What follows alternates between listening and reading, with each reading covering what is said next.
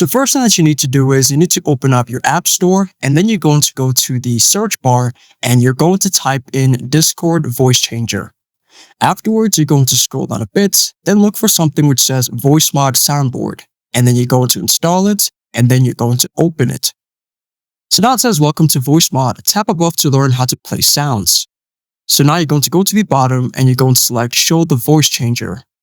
Now it says tap here to select the voice. Don't be shy. So you're going to go to the bottom right, then select the baby icon. And now it says allow soundboard to record audio. You're going to select while using the app. And then you're going to select a voice.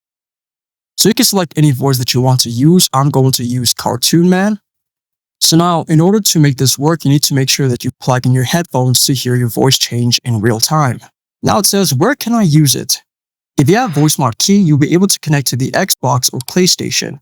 So now you're going to select to talk with my friends online using a voice changer. And then you can choose different voices from which one that you want to use. Now what we need to do is we need to open up Discord.